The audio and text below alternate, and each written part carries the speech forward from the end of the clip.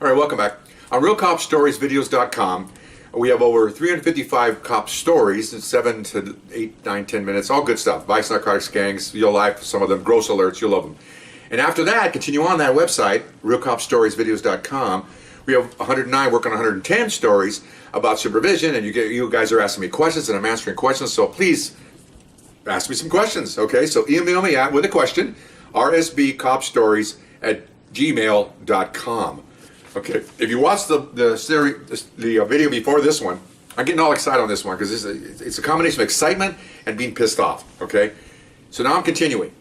Went to a house where it was alleged my guys went in illegally, just for a summation here. So I get the lady, I got my recorder, I asked her if I could record. She knew the officer that involved, my officer. And I said, did you give permission for my officer to come in last night?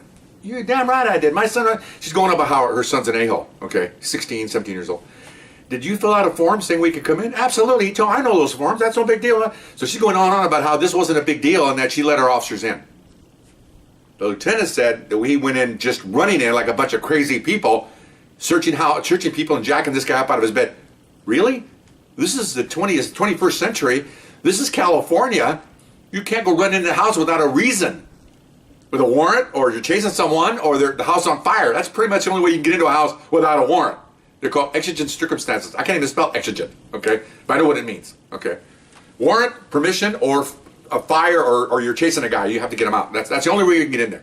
Why would we, doing this every day, 300 warrants later, why would we want to jeopardize our officers civilly and criminally by doing something legal? It's stupid. It's bizarre thinking. Okay, so fine. So I get the recording. So I thank her. I'm really happy about that. The guy's with me thinking, wow, we're driving back with one of my subordinates. He goes, that was pretty cool. I said, yeah, we're going to clean this up.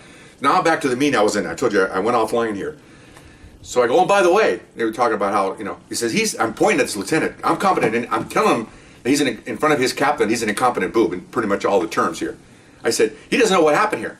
I said, I got a signed form, it's a copy of the lady letting us in. And I got a recording this morning that I went and got the investigation. It's just, look at this guy. You can see him. He's sitting there like this. And after about 8 minutes of this, he is just down in his seat because he's just getting beat up. If it was a fight, Lou cut me. You'd have to cut his eye open. I got him. I'm beating him up, okay? Which is meant to be, okay? So he's like, whoa, okay, fine. So the camera, well, it must have been maybe his first impression. First impression? I said, he called us. Oh, he didn't even know that, the captain. He goes, look at the lieutenant. This isn't a narcotic investigation that they called for assistance? He goes, no, one of my guys got the clue. So the captain goes, let me get this right. You called narcotics, and they went in the proper way, and then you're blaming them for your investigation? And I'm sitting there going, I've got him. I deferred big time, okay? Oh, and I go, by the way, Cap, one added bonus here. What's that? He said it was a dirty investigation. I didn't say it was dirty. Well, I heard you said it was dirty. Now we're having this little he said, okay? It doesn't really matter. He said, when the dust settled, Captain, we had to book the body. When I said that, he looked at me like, he kept looking at him. We booked the gun and we did the reports. Not even our case. Thank you. How about a thank you for that? And he just sat there looking. Man, I'll tell you right now, man. I wanted to hit the guy. I'm sorry. That Latino comes out of me, man. I was just not fighting. I wanted to just smack him. I wanted to, pardon my word, ladies, bitch slap him. Bitch can be ladies and also be like a guy who's not very strong. I'm not trying to be sexist here, okay? Really, it just makes me mad. If people like that, just wake up. You're supposed to be lieutenant. 2 ranks above me. You don't know dick, okay? So he goes, okay, well, I think we settled this here. I said, yeah, okay, we did settle it. And he goes, yeah. And so we started to get up. He goes, yeah, well, it's probably a train issue. I said, would you quit saying that? Unless you're going to train him. He's already ready to go out the door. He could not wait to get out of there. I mean, seriously, if he could have ran, I think he would have ran through that door. It would be like Herman Munster. There'd be a figure of a door, a figure of a body through the door as he ran through it. Okay, so he goes out the door. I go to the door, and this captain's kind of like, okay, I got this crazy Mexican, calm down. I get to the door, and I close the door. I'm still standing there looking at him. And he's like, whoa. I go, you know something? I don't appreciate this.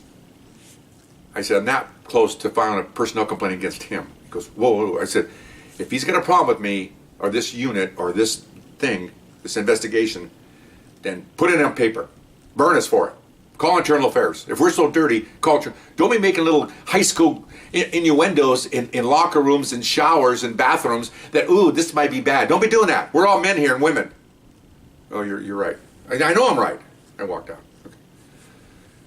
So as I'm walking out, my lieutenant finally shows up. And I'd already briefed him what was going on. So he walks in now that he knows that he's on the plus side, that he doesn't risk his career.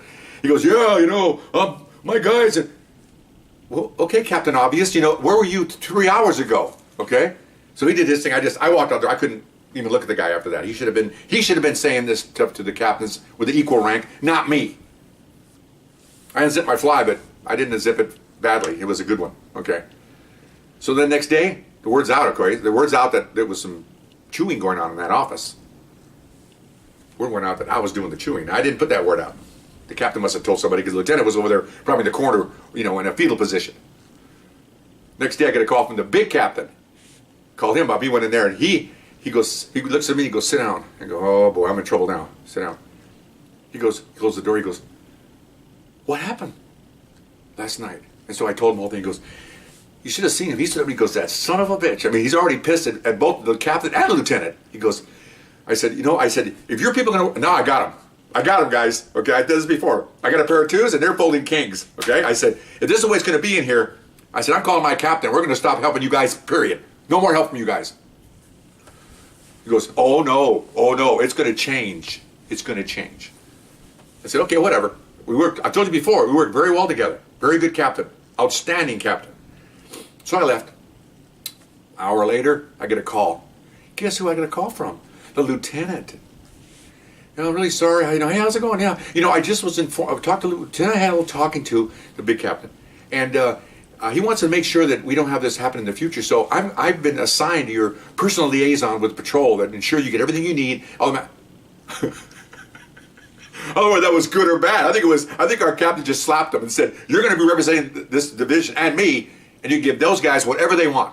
I go, okay. Oh man, I'm horrible. I go, I could use a couple of reams of paper, and I started reading office supplies. Remember now, I worked for narcotics, so our office supplies were kind of coming in at a trickle, and so these guys always had, the division always had ample supply of stuff. I said, oh, whatever you need. So man, about an hour, here comes two of his guys with cases of wet paper and pencils, and I'm just using this thing to get whatever I need, man. We need a typewriter. I'll get you one right now. I mean, it was great. Okay, so that captain got mad. The top captain was pissed, and then he chewed out that captain. Chewed out the captain so bad that he transferred. Told him this ain't gonna happen again, because he knows I keep him updated. This good captain about every third day. Tell him how many warrants we've done, how many guns we've got. So he goes to these meetings and just brags about his division, which he should, his people. But he also brags that him and I are close, which we were professionally, and that they did. He'll be he'll say he's got 16 warrants. They got 12 guns and 8 gang members. My guys are over there. He's bragging because I got 6 of his guys over there. So he's pumped up, big rooster. That's good. Should be. This is take care of his people. Brag about his people. He doesn't put handcuffs on anybody, and neither do I. That investigation was something else. I got 2 tapes going here about that. It really just made me mad that a guy would make an accusation like that and couldn't follow it up. And then my lieutenant, Mr. BB Balls, couldn't come up with enough intestinal fortitude to come on and defend his people, not me. I'm defending my guys who did nothing. So I had to have a squad meeting that morning when the guys came back the next day, with the guys that were up all night. We had a meeting. I hardly ever have squad meetings. I don't like squad meetings. They're a waste of time. We had to have one there. Explain what I did. Explain the results. Everybody's laughing. We got a personal liaison now. We got a lieutenant that's going to take care of us, and you can see all kinds. I see all that stuff there. 2 or 3 cases of paper, and and office supplies. I said, I'm bleeding him dry, man. And everybody's laughing. I said, so just don't change a thing. I look at the 2 guys, my 2 supervisors were there. I said, you did nothing wrong, guys. I said, they are completely wrong. But from now on, just to make sure they don't F us anymore, I said, I'm staying. I always stayed. I was always the last one out the door. I'm always the one to lock the door. I took pride in that. Okay. First one in, last one out. Sounds like the Marines to me.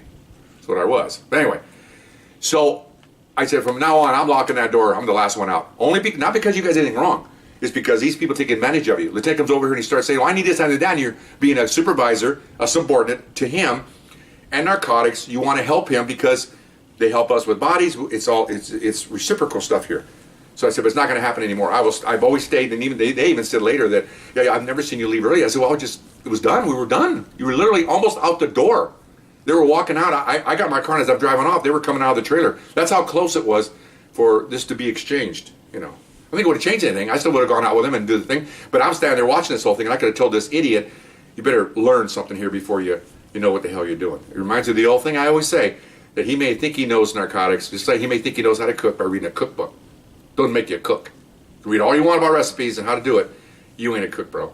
And this guy thought he knew all about narcotics. He worked narcotics like 16 years ago for a year, and he doesn't know anything. Okay.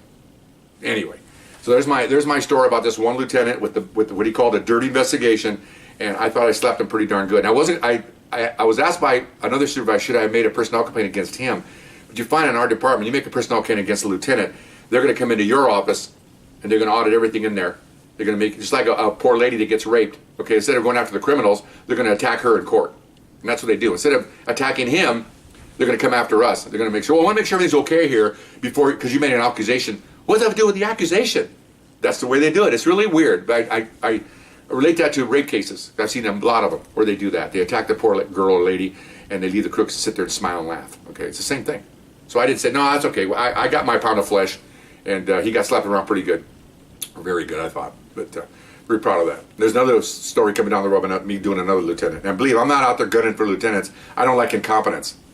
I expect the people above me, over me in rank, to be smart, just as smart as me, if not smarter. Oh no, there's some coming here. Forget it. Okay. I'm having a, what do they got, battle of wits with someone that's half armed, or ain't gonna work. Okay, he's unarmed. I don't even say half armed. My lieutenant was unarmed. Okay. I had this discussion with other lieutenants that were half armed. Call them half wits. Ooh, that's a good one. But mine had nothing, zero. I don't know what you put. I think it's only something he put his hat on his head, because obviously there's no other reason to have his head up there. There's nothing. There's nothing in there. Anyway, so I hope you enjoyed it, and sorry I went to 2 tapes, but I had to give you the whole story here. Bye-bye. See you later.